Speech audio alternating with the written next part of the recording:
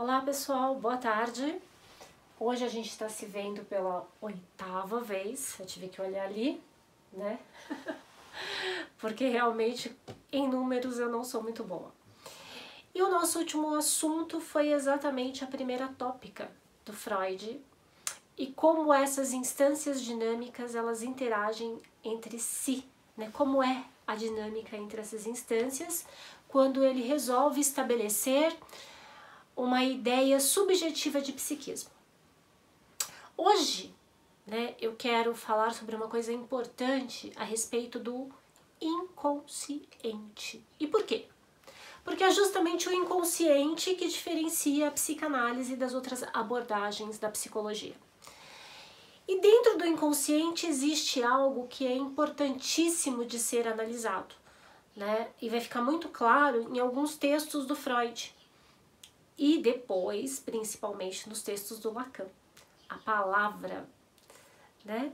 A palavra é o que vai dar, de alguma forma, significado a toda essa instância subjetiva denominada inconsciente. Então, hoje, o nosso assunto é sobre a representação da palavra dentro do inconsciente. Freud, no seu último livro importante, não digo livro, né? Porque a maior parte dos textos dele foram compilados, a maior parte foi compilada a partir de palestras e encontros e seminários que ele fez. E, no entanto, ele teve alguns livros que foram publicados. Talvez o mais importante deles, depois de A Interpretação dos Sonhos, porque é ali que, pela primeira vez, ele vai, de fato, dizer que é possível existir uma abordagem ao inconsciente que não seja através da hipnose, é O Mal-Estar na Civilização, de 1929. Nesse texto, o Freud vai dizer uma coisa muito interessante, né, que o homem, ele busca, a partir de alguns movimentos civilizatórios, fugir da infelicidade. E que esse fugir da infelicidade se torna um objetivo em algumas questões. Como, por exemplo, proteger-se das intempéries do tempo, o aceitar a própria decadência física e moral e o submeter-se ao relacionamento com os outros. E se nós pensarmos no relacionamento com os outros, no que ele é realmente abastecido? Na palavra.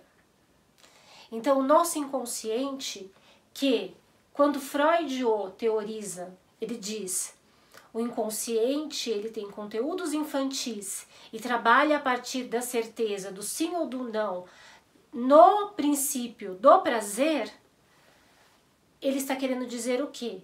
Que cada coisa pode ter um significado diferente a partir do momento em que é acessado esse inconsciente dentro de um tempo determinado da nossa história de vida. Então, esse inconsciente, que na primeira tópica ficou conhecido como Sistema S, ele tem como principal característica guardar todas as nossas lembranças de uma forma quase que infinita. Eu não gosto de usar o termo absoluto, né? Não sei se ele é infinito, mas eu acredito que sim. E ali, todo ele é estruturado na condição de coisa. Então, madeira é madeira, mão é mão, olho é olho. E quanto mais primitivo o ser, mais inconsciente a atitude dele, mais ele trabalha dentro desse sentido de coisa. É bem no sentido, né? Bem na ideia mesmo da interpretação do discurso, da interpretação do que é dito, né? E essa interpretação do que é dito, ela é baseada completamente nesse jorro que é catártico, como nós vimos, dessa instância, né, que seria de fato o cerne principal de investigação da análise. Opa, aconteceu alguma coisa, fez um barulhinho aqui no computador. Devem ser as atualizações automáticas, creio eu. Aí nós começamos a perceber o quanto é importante na análise observarmos as várias formas de linguagem que o paciente apresenta no decorrer do processo. Porque o inconsciente é linguagem. Então, se inconsciente é linguagem, o inconsciente inclui palavra, portanto, aqui vai a ideia principal. A palavra, ela sempre vem carregada de pulsão de desejo. Então, quando ela vem carregada de pulsão de desejo, ela passa a ser algo interpretável, bem lacaniano, pelo analista. Nessa análise de discurso, nós temos que imaginar que cada palavra ela vai ter um representante simbólico que vai remeter ao representante coisa do inconsciente. E quando ela ganha essa pulsão de desejo, quando ela ganha essa força de desejo interno, porque a pulsão de desejo é uma pulsão interna, é um impulso interno que vai gerar uma pulsão de desejo, na verdade, ganha, né, essa pulsão, aí sim ela consegue fazer aquele trabalho de pular a censura e atingir a consciência. Mas existem muitas formas para que essa palavra ela consiga atingir a consciência. Ela pode atingir a consciência de forma direta, em um discurso onde o paciente começa a se recordar de seus traumas, ou mesmo numa conversa, onde de repente um cheiro, uma cor, um toque, o rosto de alguém te lembre alguma coisa, e você faça uma associação imediata com o que aconteceu no inconsciente, e aí você já faz com que isso vire uma história consciente, ok? Ou então, quando você tem os atos falhos, né? As palavras que tropeçam, como diria Lacan. E esses atos falhos, eles estão muito bem descritos no texto, num dos textos mais importantes de Freud, que é a Psicopatologia da Vida Cotidiana, onde ali ele estabelece diversas formas de manifestação inconsciente, inclusive de escrita, de comportamento, de fala, de mímica, né, de sintoma, de psicossomática, e que a partir dali você pode acessar sim conteúdos, inclusive de uma maneira indireta, sem que sequer o outro consiga ter a consciência de que ele está expressando ali, né, toda uma representação, uma cadeia simbólica de representações de significados e significantes, como é a questão lacaniana. E essas palavras, né, como é que elas são introjetadas e instauradas dentro de nós? Bom, desde quando a gente nasce, nós temos que ter a noção de que nós somos feitos de palavras. A palavra é aquilo que nos dá forma, é aquilo que nos dá contorno. Então isso é muito importante. Por isso que é tão interessante, dentro da sociedade, observarmos os discursos que são feitos, né, pelas pessoas, pelos movimentos, enfim, por toda essa gama de instituições que nos cercam e que hoje fazem parte dessa sociedade. Porque o discurso é o que faz a civilização se movimentar acima de qualquer coisa. E às vezes o discurso, ele pode ser um discurso permissivo, ele pode ser um discurso autoritário, e no fundo ele pode esconder, né, coisas ali do ego que são muito interessantes de serem perscrutadas. Não, errei a palavra, né? Mas vamos pensar em investigadas, que agora eu não vou conseguir falar a palavra de uma forma correta, minha boca já tá seca. Mas assim, que podem ser investigadas mesmo, né? Algumas instituições, por exemplo, como o Estado, ele sempre vai ter um discurso muito próprio da sua função e da sua ideologia. E isso vale para qualquer tipo de Estado, em qualquer tipo de regime. Não à toa, é muito difícil para quem faz parte de uma espécie de cultura que eu digo, né, cultura ocidental, oriental, ou mesmo culturas menores de cidades diferenciadas, entender o que é representativo numa outra cultura. Porque o que é estabelecido ali é dentro de um discurso extremamente coercitivo. Coercitivo é aquele discurso do qual você faz parte, mas não faz consciência, não tem consciência disso, que é uma das características mais importantes da sociedade. E por isso não cair naquela grande armadilha que é a armadilha do julgamento. Isso é importantíssimo para a questão da psicanálise. Então, quando a gente vai falar desse teor inconsciente que é contido dentro da palavra, nós estamos justamente falando do quanto é interessante aceitar o discurso do outro como do outro e ponto. Sem um pressuposto que seja particular nosso.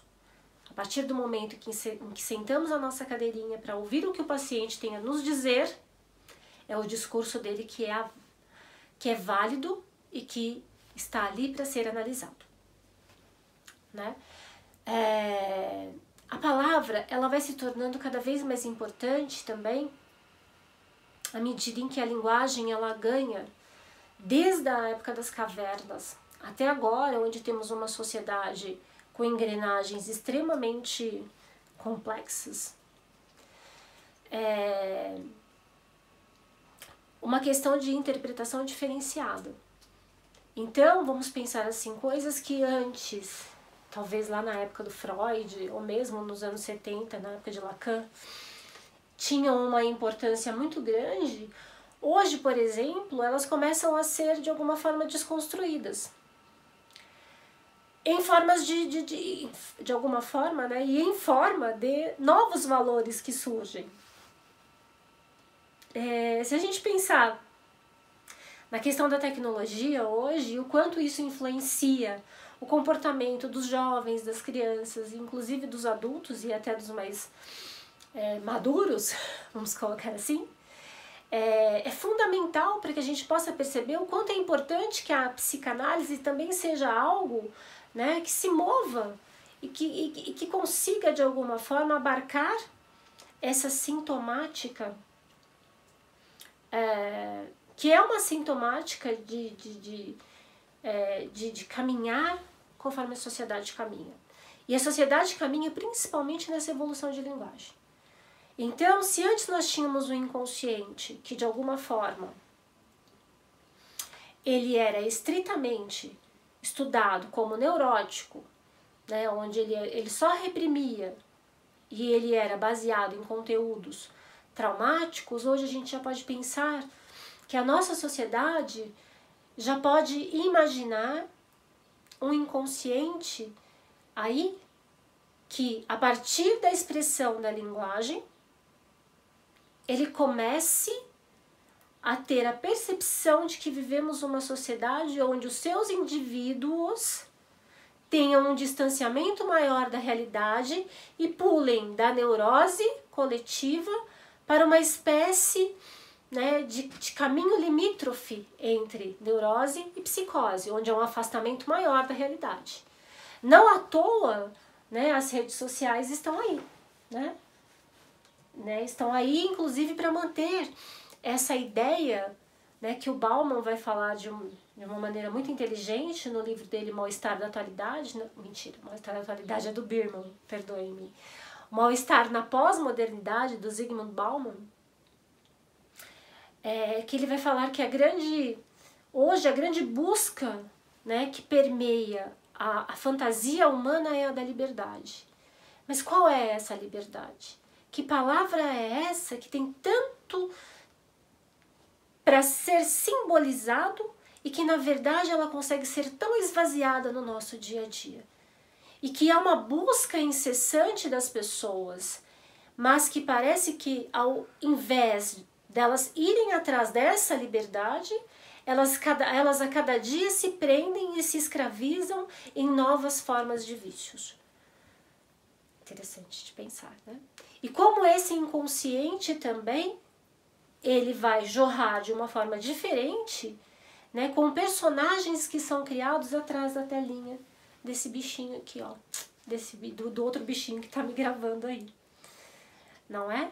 Como a tecnologia, ela ganhou uma propulsão tão grande que hoje o ser no mundo, ele é praticamente mediado por essas novas invenções que nos invadem a cada segundo.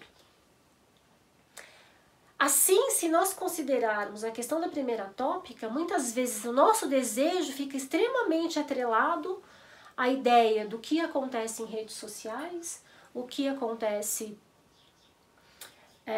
com o que nós colocamos lá como uma pseudo-opinião, né, baseado numa ideia de livre-arbítrio, que na verdade o inconsciente já vai deixar bem claro que não existe. O que existe é uma repetição de pulsão, portanto, livre-arbítrio para o inconsciente é algo bem estranho, né, já que ele trabalha dentro de um princípio de prazer, e um princípio de prazer que é instaurado lá muito numa infância prematura. Portanto, esse princípio do prazer é repetido e ele vai sendo modelado de alguma forma. E há uma repetição da busca desse princípio. Então, qual é o livre-arbítrio mesmo que existe? É uma coisa para se pensar, né? Cada um aí fique com a sua questão. Porque se o livre-arbítrio é aquela permissão que nós temos e que nós damos a nós mesmos de fazer escolhas, bom, as nossas escolhas, se nós somos frutos desse inconsciente que é criado a partir do momento em que nascemos e que é, de alguma forma, construído no decorrer do tempo, com todas as fotinhos tiradas das nossas cenas vividas no decorrer dos anos, então o que nós somos e o que nós pensamos e as nossas opiniões e as nossas escolhas são todas elas, de alguma forma, consequências desse, eu diria, desse obelisco, né, que vai crescendo, crescendo até o final da nossa vida. Né? Para quem acredita em outra vida aí, muito bem, tomara que esse inconsciente também vá para outra vida. Eu estou falando de psicanálise, portanto, estamos falando dessa vida.